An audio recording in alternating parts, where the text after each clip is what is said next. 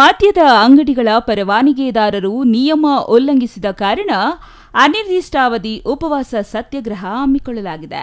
ಸಮೃದ್ಧಿ ಕರ್ನಾಟಕ ಜನಪರ ಸಮಿತಿಯಿಂದ ಕಲಬುರಗಿ ಜಿಲ್ಲಾಧಿಕಾರಿ ಕಚೇರಿ ಎದುರು ಅನಿರ್ದಿಷ್ಟಾವಧಿ ಉಪವಾಸ ಸತ್ಯಾಗ್ರಹ ಹಮ್ಮಿಕೊಳ್ಳಲಾಗಿದೆ. ಅಕ್ರಮ ಮದ್ಯ ಮಾರಾಟದಿಂದ ಗ್ರಾಮದಲ್ಲಿರುವ ರೈತರು, ಬಡ ಕೂಲಿ ಕಾರ್ಮಿಕರು ಮದ್ಯದ ದಾಸರಾಗುತ್ತಿದ್ದು, ಗ್ರಾಮಗಳಲ್ಲಿ ಇರುವ ನವ ಯುವಕರು ಮದ್ಯಕ್ಕೆ ದಾಸರಾಗಿ ಸಾಲ ಮಾಡಿಕೊಂಡು ಆತ್ಮಹತ್ಯೆಯಂತಹ ನಿರ್ಧಾರ ಕೈಗೊಳ್ಳುತ್ತಿದ್ದಾರೆ.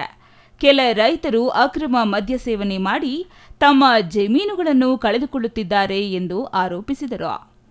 ನಗರ ಪ್ರದೇಶದಲ್ಲಿ ಅಕ್ರಮವಾಗಿ ಗಾಂಜಾ, ಕಳ್ಳಬಟ್ಟಿ ದಿನದ 24 ಗಂಟೆ ಲಭ್ಯವಿದ್ದು, ಯುವಕರು, ವಿದ್ಯಾರ್ಥಿಗಳು ಗಾಂಜಾಗಳಂತಹ ಮಾರಕ ದುಶ್ಚಟಕ್ಕೆ ಬಲಿಯಾಗುತ್ತಿದ್ದು, ಇದರಿಂದ ಅವರ ಮಕ್ಕಳು ಶಿಕ್ಷಣ ವಂಚಿತರಾಗುತ್ತಿದ್ದು, ಅವರ ಹೆಂಡತಿ ಮಕ್ಕಳು ತೊಂದರೆ ಅನುಭವಿಸುವಂತಾಗಿದೆ.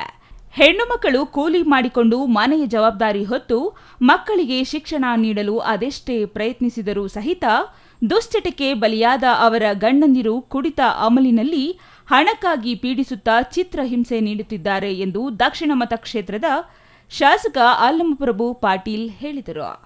ಏನು ಅಕ್ರಮ ಮದ್ಯ ಮಾರಾಟ ಮತ್ತು ಗಾಂಜಾ, ಚರಾಕ್ಸ್, ಗರ ಮತ್ತು ಕಳ್ಳಬಟ್ಟಿ, ಸರಾಯಿ ಇದೇನು ವ್ಯಾಪಾರ ಮಾದಕ ವಸ್ತುಗಳ ಮಾರಾಟ ಇಲ್ಲಿಗಲ್ ಆಗಿ ನಡೀತಾ ಇದೆ. ಸರ್ಕಾರ ಲೈಸೆನ್ಸ್ ಕೊಟ್ಟಿದೆ. ಅದಕ್ಕಿಂತ ಕಡಿಮೆ ದರದಲ್ಲಿ MSIL ಕೂಡ ಸ್ಥಾಪನೆ ಮಾಡಿದ್ದಾರೆ. ಇಷ್ಟೆಲ್ಲ ಇದ್ದರೂ ಕೂಡ ಮತ್ತೇನಪ್ಪ ಅಂದರೆ ಮದ್ಯ ಮಾರಾಟ ಕಿರಾಣ ಅಂಗಡಿಯಲ್ಲಿ, ಹೋಟೆಲ್ನಲ್ಲಿ ರಾಜಾರೋಷವಾಗಿ ಗಾಂಜಾ ಮತ್ತು ಮದ್ಯ ಮಾರಾಟ ಮಾಡ್ತಾ ಇದ್ದಾರೆ. 2 ಸಲ ನಾನು ಪಾಣೆಗಾವನ್ನು 100 ಹೆಣ್ಮಕ್ಳಿಗೆ ತೆಗೆದುಕೊಂಡು ಮತ್ತು ಮೇಲ್ಕುಂದ ಬೀದ ಹೆಣ್ಮಕ್ಳಿಗೆ ತೆಗೆದುಕೊಂಡು DC ಅವರಿಗೆ ಮನವಿ ಸಲ್ಲಿಸಿದ್ದೆ. ಸ್ವಲ್ಪ ದಿನ ಬಂದ್ ಆಗ್ತದೆ, ಮತ್ತು ಅದೇ ಯಥಾ ಪ್ರಕಾರ ನಡೀತಾ ಇದೆ. ಇದನ್ನು ಸರ್ಕಾರದ ಗಮನಕ್ಕೆ ತಂದಿದ್ದಾರೆ. ಇವರು ಸತ್ಯಾಗ್ರಹ ಕೂತಿದ್ದಾರೆ. ಇವರನ್ನು ಜಿಲ್ಲಾಧಿಕಾರಿಗಳು ಇವತ್ತು ಬೇರೆ ಹಳ್ಳಿಗಳಿಗೆ ಹೋಗಿದ್ದಾರೆ. 4 ಗಂಟೆಗೆ ಅವ್ರು ಬರ್ತಾರಂತ.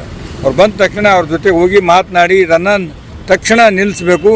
ಏನು ಮದ್ಯ ವ್ಯಸನಗಳಿಂದ ಸಂಸಾರ ಹಾಳಾಗ್ತದೆ, ಗ್ರಾಮಗಳು ಹಾಳಾಗ್ತವೆ, ವ್ಯವಸ್ಥೆ ಹಾಳಾಗ್ತದೆ. ಇದನ್ನು ತಡೆಗಟ್ಟಬೇಕು. ಯಾರು ತಪ್ಪಿಸ್ತಾರೋ ಅವ್ರ ಮೇಲೆ ಕ್ರಮ ಕೈಗೊಳ್ಬೇಕಂತ ಹೇಳಿ ಒತ್ತಾಯವನ್ನು ಜಿಲ್ಲಾಧಿಕಾರಿಗಳಿಗೆ, ಸತ್ಯಾಗ್ರಹಿಗಳಿಗೆ ಕರೆದುಕೊಂಡು ಹೋಗಿ ಮಾತನಾಡ್ತೀವಿ. Mallikarjun Sangolagi, CTV news, Kalaburagi.